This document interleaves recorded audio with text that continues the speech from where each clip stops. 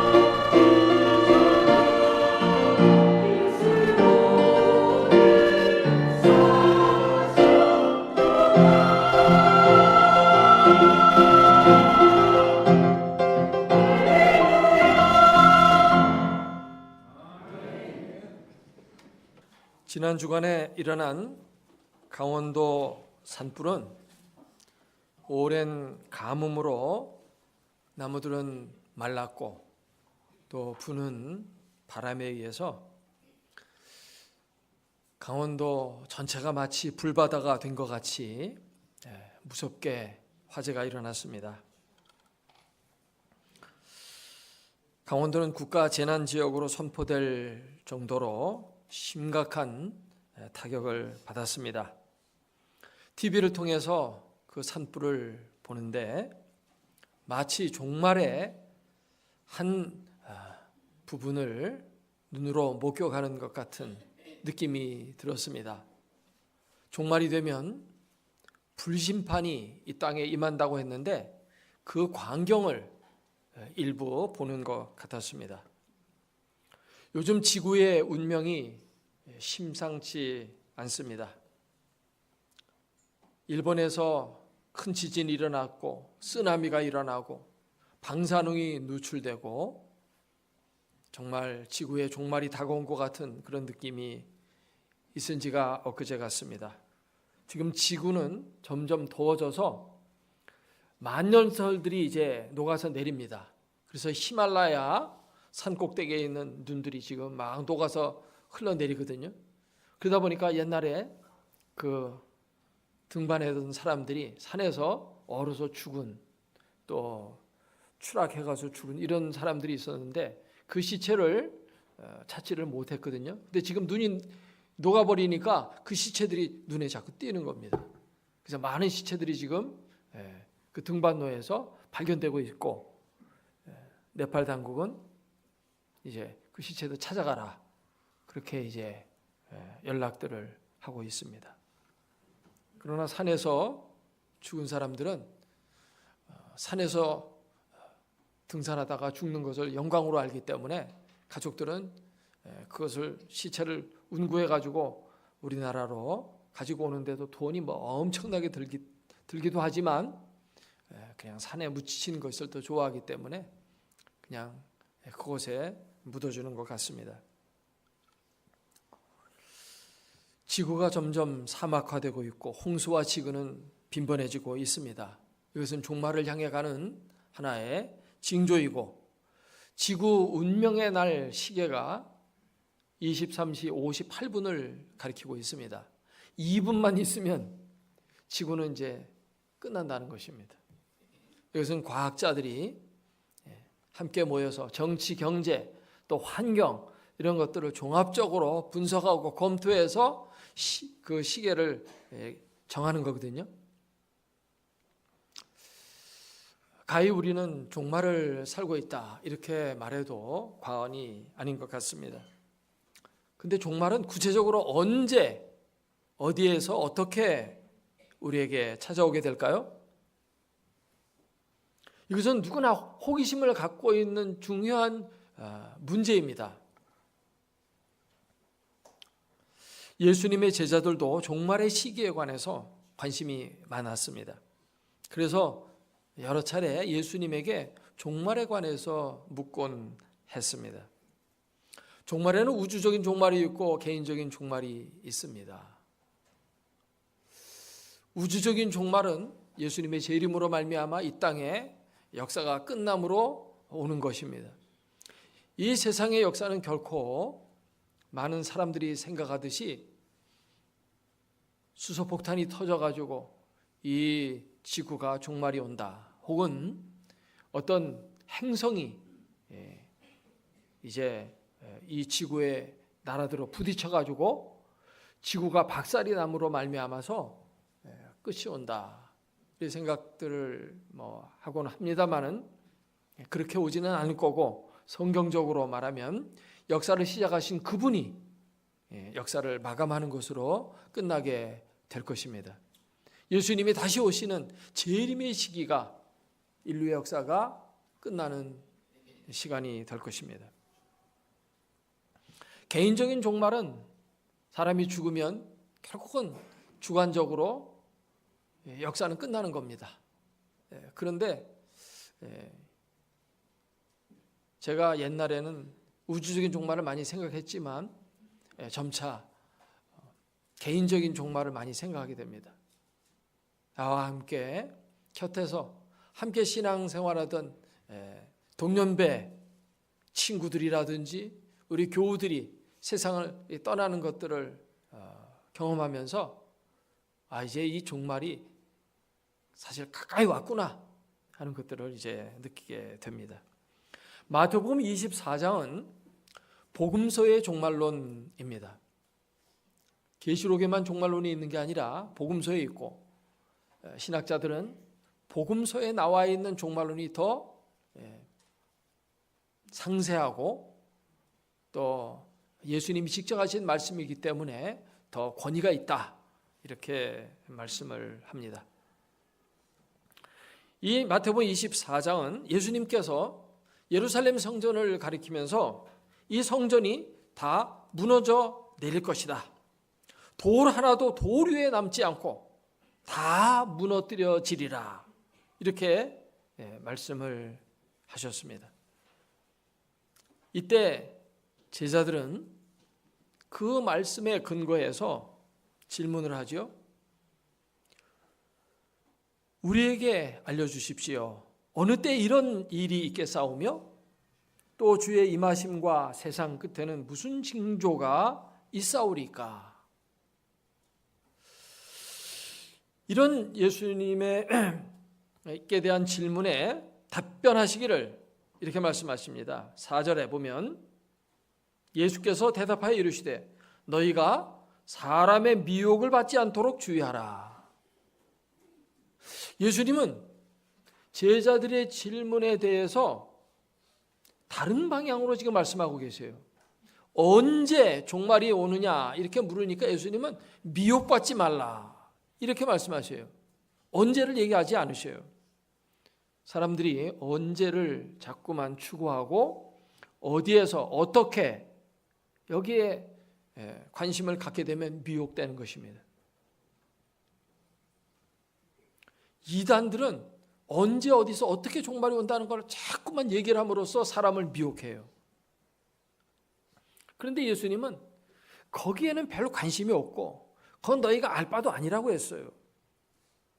36절 오늘 본문의 뒷부분의 말씀을 보면 다시 한번 읽어볼까요? 그러나 그날과 그때는 아무도 모르나니 하늘의 천사들도 아들도 모르고 오직 아버지만 아시느니라. 모른다는 겁니다. 그러니까 알려고 할 필요도 없어요. 예수님이 부활하신 후에 제자들이 예수님께 또 질문합니다. 주께서 이스라엘 나라를 회복하심이 이때니까? 예, 예수님은 때와 시기는 아버지께서 자기 권한에 두셨으니 아버지께서 자기 권한에 두셨으니 너희 알 바가 아니요. 옆에 사람한테 얘기해 주세요. 알 바가 아니라고 합니다. 너희 알 바 아니래요. 그래서 자꾸 사람들은 거기에 관심이 많고 알려고 그래요. 그리고 누가 말하고 하면은 그것 때문에 두려워하고 그렇습니다. 우리가 다 기억하고 있는 대로 1992년 10월 28일 예수님 다시 오신다. 다가올 미래를 대비하라. 그러면서 다미선교회가 막 굉장히 세상을 시끄럽게 했어요. 그때 우리 교인들도 막 두려워 떨었어요. 왜냐하면 우리 교회 옆에 혜성교회가 있었는데 그 혜성교회에서 그걸 얘기를 하는 겁니다. 가깝잖아요. 여기서 뭐 한 200m밖에 안 되는 바로 옆에 교회에서 그랬거든요. 지금은 그 교회가 옮겨서 저기 방학동에 녹산교회라는 교회로 이름 바꿔가지고, 왜냐하면 그때 잘못된 거 가르치다가 이게 치명타를 입었어요. 그래가지고 이름을 바꿔버렸어요. 근데 나한테도 와서 우리 교인들도 묻는 거예요. 정말 28일 날 종말이 올까요? 그래서 제가 확실하게 얘기했습니다. 예수님이 언제 오실지는 아무도 모른다. 근데 10월 28일에는 절대 안 오신다 그랬어요. 종말이 언제 오느냐, 예수님 말씀하시기를 도둑같이 온다고 그랬어요. 도둑같이. 근데 도둑이 언제 간다고 알려주고 옵니까? 안 알려주고 옵니다. 근데 10월 28일이라고 알려줬으니 그날은 절대 안 오는 거예요. 그러니까 언제 어떻게 되느냐, 자꾸 이렇게 사람이 관심이 많으니까 미혹되는 거예요. 어떨 때는 우리가 미래의 창문을 좀 닫을 필요가 있어요. 이번에 우리 아들 합격할까요? 자꾸 궁금한 겁니다. 이 사업 대박 날까요? 궁금한 겁니다. 그러니까 미혹돼서 어디로 갑니까? 여기 고개 넘어가면 그냥 쫙 있습니다. 그러고 가는 겁니다. 자꾸만 궁금하면 미혹되는 거예요. 그러니까 이들이, 제자들이 언제 이런 일이 이루어지겠습니까? 이렇게 물으니까 미혹받지 않게 조심해라. 궁금하면 미혹된다 이겁니다. 그러면서 예수님이 하시는 교훈의 말씀은 마태복음 24장을 총체적으로 제가 말씀을 드리면, 종말에 대해서 날짜에 관심을 갖지 말고 미래는 종말은 온다. 그렇지만 종말에 너무 거기에 관심을 가지면서 미혹받지 말고 너희는 종말을 사는 지혜를 가지고 살아야 된다 하는 그런 말씀을 하고 계셔요. 지혜롭게 종말을 어떻게 살아야 되는지 그거를 예수님은 가르쳐주고 계시는 겁니다. 예수님이 말씀하신 교훈은 첫째로 세상 욕심을 버려라 하는 겁니다. 종말을 바라보는 두 가지 극단이 있습니다. 하나는 종말이 정말 금방 온다 이런 생각하고 현실 도피적으로 살아가는 거예요. 그래서 이단들은 이 현실 도피적인 걸 이용을 해가지고 사람들로 이제 종말 얼마 안 남았으니까 세상에 있는 재산 다 처분해가지고 이리 들어오라 그럽니다. 들어오라. 녹산교회도 가보면 녹산교회 교회당이 있고 교회당 위로 다 아파트를 올렸어요. 거기 들어가서 사는 겁니다. 꼭 신앙촌, 저 덕소에 옛날에 박태선 장로가 신앙촌 들어와야 산다. 다 재산 팔아가지고 그걸로 들어오게 했죠. 이렇게 집단으로 이렇게 모여 여기 와야만 산다 이겁니다. 그러면서 거기서 막대한 돈을 교주는 챙기는 겁니다. 이장님 씨가 다가올 미래를 대비하라 그러면서 10월 28일 거짓말 쳐가지고 수백억 챙겼잖아요. 순진한 사람 속아가지고 돈 다 갖다 바치고 재산 다 탕진했어요. 그러니까 그렇게 혹에 빠지면 안 됩니다. 그렇다고 해서 종말은 우리가 알 수 없으니까 이 세상이 전부인 줄 알고 이 세상에 집착하면서 살자. 이것도 피해야 된다는 겁니다. 예수님 언제 오실지 알지도 모르는 거예요. 이 세상에서 돈 벌고 이 세상에서 성공하고 이 세상에서 뭔가 많이 가지고 거기에만 이렇게 집중하면 안 되는 거예요. 오늘 말씀 특별히 그걸 얘기하고 계시죠. 15절부터 말씀을 보게 되면은 그러므로 너희가 선지자 다니엘이 말한 바 멸망에 가증한 것이 거룩한 것에 서거든. 여기 읽는 자는 깨달을진저 했어요. 멸망에 가증한 거. 이게 뭐냐면 다니엘서 7장 9장 27절에 보면은 거기에 예언되기를 멸망에 가증한 것이 날개를 의지하여 설 것이라고 되어 있거든요. 예언에는 그 날개를 의지한다라는 말이 나와요. 당시 로마가 세계를 제패하면서 그 깃발을 가는 곳마다 휘날렸는데 그 깃발에는 뭐가 있냐면 독수리의 날개가 있어요. 독수리의 날개. 그대로 예언대로 되죠. 그래서 이제 멸망에 가증한 것, 예루살렘이 AD 70년에 멸망하게 되는데 티투스 장군이 와가지고 로마를 멸망시켜요. 그리고 성전 안에다가 로마의 깃발을 세웁니다. 그러면서 로마 황제를 숭배하게 했어요. 그대로 이루어지죠. 여기 뒤에 보면은 한 세대가 가기 전에 이 일이 이루어진다고 하는데 한 세대는 30년으로 보통 잡아요. 30살 되면은 결혼해서 자식을 낳기 때문에 한 세대는 30년이에요. 예수님이 말씀하신 다음에 정말 딱 한 세대 됐을 때 AD 70년에 놀라운 이 예언의 성취가 이루어지죠. 그때 유대에 있는 자들은 산으로 도망할지어다. 지붕 위에 있는 자는 집 안에 있는 물건을 가지러 내려가지 말며 밭에 있는 자는 겉옷을 가지러 뒤로 돌이키지 말지어다. 여러분, 소돔과 고모라 땅 심판받을 때를 한번 생각해 보세요. 소돔과 고모라 땅이 심판받을 때 하늘에서 유황불이 떨어져서 그 지역이 불타버렸습니다. 그때 롯 가족이 도망쳐 나가거든요. 오늘 말씀에 도망가서 나가라고 그랬죠. 도망쳐 나가는데 롯의 아내는 미련이 있어가지고 자꾸만 내 집에 두고 온 금은 보석, 내 재산, 내 집, 내 귀중품, 거기에 자꾸 미련이 있는 거예요. 그러니까 발걸음은 자꾸 늦어지고, 아이고 저거 불타버리네. 그 뒤를 돌아봤어요. 뒤돌아보다가 소금 기둥이 되었습니다.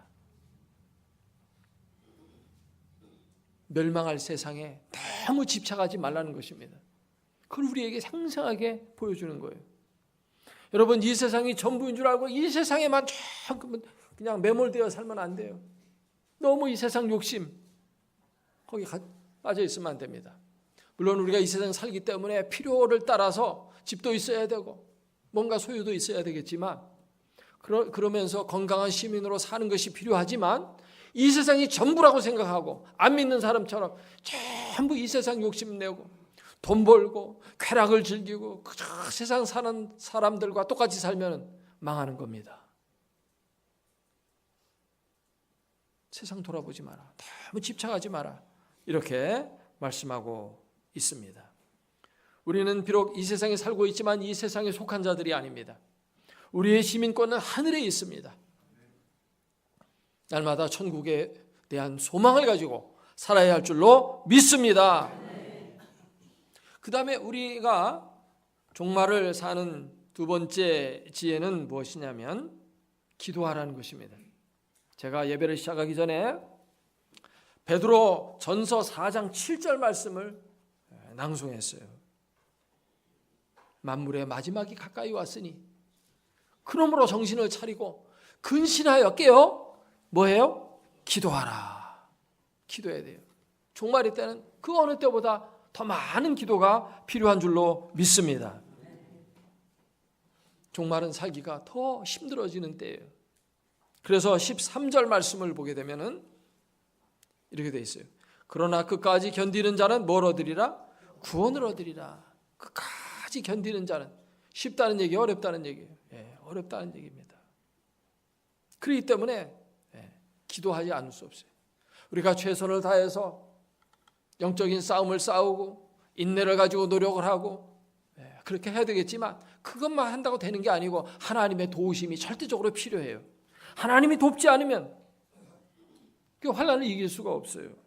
20절에 너희가 도망하는 일이 겨울에나 안식일에 되지 않도록 기도하라. 기도해야 돼요. 환경이 어렵다는 것입니다. 우리는 6.25를 겪으면서 이런 환난과 고통이 얼마나 힘들고 어려운지를 알아요.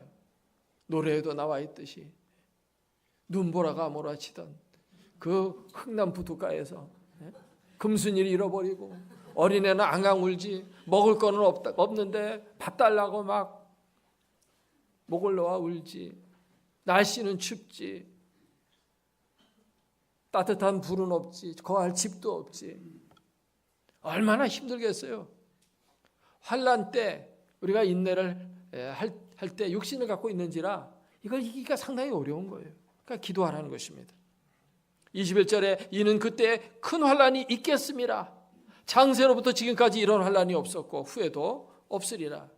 하나님이 그 날들을 감하지 아니하면 모든 육체가 구원을 얻지 못할 것이다. 그러나 하나님께서 택하신 자들을 위해서 그 날을 감하시리라. 하나님이 도와주신다, 그 얘기예요. 이길 수 있는 힘을 주신다는 말씀입니다. 할렐루야. 요한계시록 12장에 보면 마귀는 자기의 때가 얼마 남지 않은 줄 알기 때문에 더욱 분을 내어서 성도들을 넘어뜨리려고 한다고 말씀하고 있어요. 그러니까 마귀도 사람을 넘어뜨리는 일을 이렇게 하는데 말세가 될수록 이거 얼마 안 남았다. 막 열심 내자 하면서 막 강하게 공격해 온다는 겁니다. 그러니까 우리 그리스도인들도 더 강하게 무장해야 돼요. 그래야 이길 수 있다는 것입니다. 말세는 그렇게 쉽게 우리가 통과할 수 있는 그런 시기가 아니에요. 정말 깨어 있어야 되고 기도해야 할 때인 줄로 믿습니다. 사순절 우리 다윗 장막을 하고 있고 새벽 기도를 하고 있습니다. 여러분 벌써 한 달 동안 해왔어요. 이제 2주 남았습니다. 기도하지 않는 사람들은 이런 때 나와서 또 기도해야 됩니다. 새벽에 못 나오면 저녁에 시간이 늦는 사람은 새벽에 나와서 새벽을 깨우며 기도할 수 있는 여러분 되시기를 주의 이름으로 축원합니다. 고훈 목사님의 기다림이라는 시를 읽어드리겠습니다. 이 시의 내용을 보면 나는 사막과 같이 무능한 사람입니다. 제게는 은혜의 단비가 필요합니다 하는 그런 내용이에요. 나는 당신 앞에 사막으로 서 있습니다. 이른 비로 못 오시면 늦은 비로 오십시오.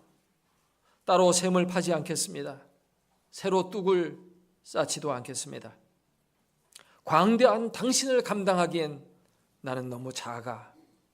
지나간 세월인 양 나달로 벌거벗고 그냥 서 있겠습니다. 아침 이슬 맞을 때마다 나의 기다림이 헛되지 않으리라 믿기에 뜨는 해 쳐다보며 지는 해 바라보며 그날로 오시는 발자국 소리를 듣겠습니다.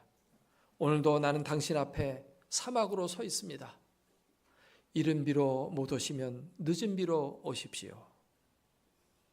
주님이 우리에게 오시고 그분의 능력을 우리가 힘입어야만 승리하게 되는 줄로 믿습니다. 세 번째로 종말을 사는 자는 미혹되어서는 안 된다는 것입니다. 미혹받지 마라. 미혹받지 말라는 말씀이 이 마태복음 24장에 굉장히 많이 나와요. 예수님은 제자들의 질문의 첫 마디가 사람의 미혹을 받지 말도록 주의하라. 4절에 이렇게 말했죠. 그리고 뒤이어서 계속 미혹받지 말라는 말씀을 반복해서 말씀하고 있어요. 5절에도 보면 많은 사람이 내 이름으로 와서 이르되 나는 그리스도로 하여 많은 사람을 미혹하리라. 11절에 거짓 선지자가 많이 일어나 많은 사람을 미혹하겠으며, 오늘 읽은 본문 가운데도 미혹받지 말라는 말씀이 나오고 있습니다. 23절에 그때 사람이 너에게 말하되 보라 그리스도가 여기 있다 혹은 저기 있다 해도 믿지 말라. 거짓 그리스도들과 거짓 선지자들이 일어나 큰 표적과 기사를 보여 할 수만 있으면 택하신 자들도 뭐하리라? 미혹하리라. 보라 내가 너희에게 미리 말하였노라. 미혹받지 마라 하는 겁니다. 미혹하는 것은 더 큰 죄입니다. 남을 미혹해서 실족시키는 것은 더 큰 죄예요. 사탄은 영원한 불심판을 받게 될 거예요. 지옥불에 떨어져서 영원히 고통받을 거예요. 많은 사람을 미혹했기 때문에. 그런데 미혹을 받는 자도 죄 없다고 하지 않습니다. 예수님이 미혹받지 말라 미혹받지 말라 계속 말씀하는데도 난 미혹받을 거야 하면서 미혹받으면 어떻게 됐어요?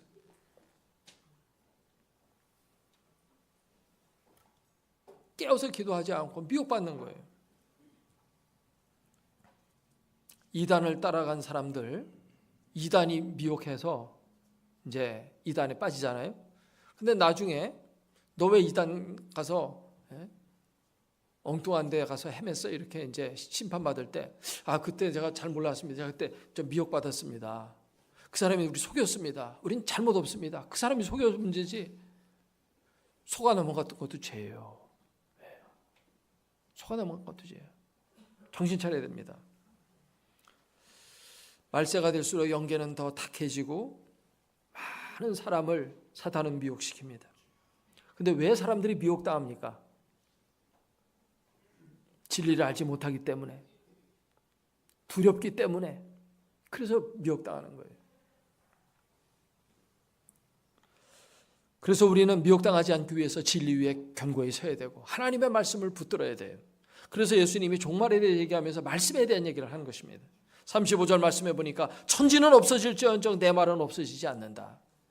내 말 잘 들어라. 14절에도 보니까 이 천국 복음이 모든 민족에 증언되기 위하여 온 세상에 전파되리니 그제야 끝이오리라. 복음을 아는 사람은 흔들리지 않습니다. 복음이 뭐예요? 예수가 구원이다는 거 복음입니다. 근데 이단은 뭐라고 얘기하냐면 언제 어디서 구원받는지를 알아야 구원받는다고 이상한 복음을 얘기를 하는 거예요. 다릅니다. 복음이 달라요. 그들은 예수님을 얘기를 하지 않고 왜 자꾸 무슨 어느 시기를 자꾸 얘기합니까? 예수님은 시기 알지 말라고 그러는데 자꾸 반대로 얘기합니까? 예수님 믿으라고 그러면은 자기들한테 안 오기 때문에. 개혁교회 바른 신앙 위에 있는 교회들은 예수님을 믿으라고 그래요. 어디 이사 가면은 거기 가서 가까운 교회 나가라고 그래요. 왜냐하면 예수 믿으면 게 구원이지 꼭 여기 와야만 구원이 아니거든요. 근데 그들은 뭐냐면 이사 가면 지옥 간다. 이사 가면 여기로 와야 된다. 여기로 신앙촌으로 재산 팔고 들어와라. 멀리 가면 저주받는다. 또 뭐 그 이단 나오다가 안 나오잖아요. 그러면 그 신문에 많이 나잖아요. 막 불량배들 동원해가지고 막 폭행하고 겁주는 겁니다. 이미 간 사람은 어차피 안 돌아오겠지만 기존에 있는 사람 못 나가게 막 겁주는 겁니다. 그 사람 나가더니 막 아마 불안당한테 칼에 찔리고 막 그러니까 겁나서도 못 나가는 거예요. 한번 들어가면 못 나오잖아요. 그리고 미혹의 영이 역사해요. 성경에 다 나와 있는 얘기입니다. 그게. 그 미혹의 영이 어떻게 역사하는지 성경에 보면 사단이 사람들의 마음을 혼미케 한다고 그랬어요. 정신을 혼동시켜요. 그래가지고 진리의 빛을 깨닫지 못하도록 그렇게 하는 겁니다. 그래서 그들은 그냥 거기 한번 빠지면 잘 못 나와요. 최근에 JMS가 석방됐습니다. JMS란 말은 정명석의 첫 머리 글자죠. 강간죄로 뭐 한 10년인가 뭐 얼마 감옥살이 하다가 나왔어요 또. 그런 사람이 교주예요. 개혁교회에서는 성추행만 해도 목사직 박탈해요. 쫓겨나는 거예요. 근데 거기 막 강간죄를 해도 또 나와서 또 교주 노릇하는 겁니다. 그래도 사람들이 막 믿고 하나님처럼 믿고 따라가요. 한번 빠지면은 이게 헷가닥 돼가지고 마귀가 정신을 이렇게 뒤바꾸기 때문에 못 나오는 겁니다. 이단은 참 무서운 거예요. 그래서 가지 말라는 겁니다. 가까이 하지 마라.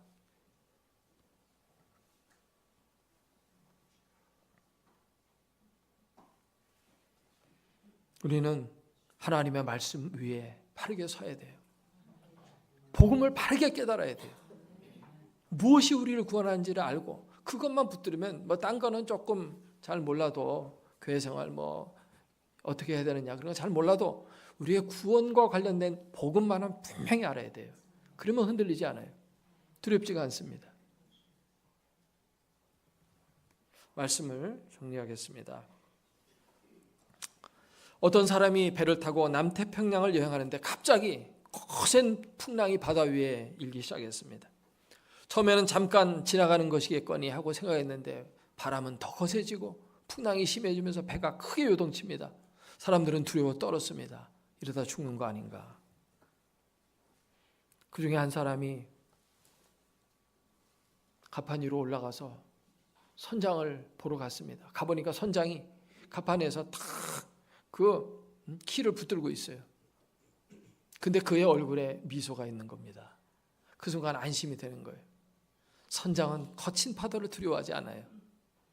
저 정도쯤은 능히 돌파할 수 있기 때문에 선장의 얼굴이 막 근심하거나 그런 표정이 없는 거예요. 그 모습 보고 이 승객도 안심이 됐어요. 돌아와가지고 객실로 와 사람들에게 얘기했습니다. 걱정하지 마십시오. 선장의 얼굴이 미소로 가득 차 있습니다. 사람들이 그 말을 듣고 다 안심했다고 합니다. 종말에 대해서 너무 두려워할 것 없어요. 이 역사의 주관자는 하나님이시고 하나님이 시작하셨고 하나님이 영위하시고 마지막에 하나님이 다 마감시킵니다.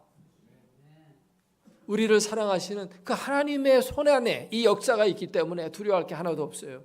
그 때문에 뭐 언제 어떻게 올까 그거 신경 쓸 것도 없고 우리는 뭐 해야 됩니까? 우리에게 주어진 오늘의 삶을 잘 살아가면 됩니다. 그 잘 사는 방법이 뭡니까? 첫 번째로 예수님 뭐라고 했습니까? 세상에 너무 집착하지 마라. 세상에 집착하지 마라. 이 세상 종말이 온다. 두 번째는 뭡니까? 두 번째 뭐예요? 기도하라. 기도하라. 환난을 이기기 위해서 종말이 때가 되면 더 많이 기도해야 돼요. 마지막에는 미혹받지 마라. 그리고 오늘 주어진 복음에 합당한 삶을 살라는 것입니다. 그럴 때 우리는 승리하게 되고 하나님께서 기뻐하시는 삶을 온전히 살아가게 될 줄로 믿습니다. 기도하겠습니다.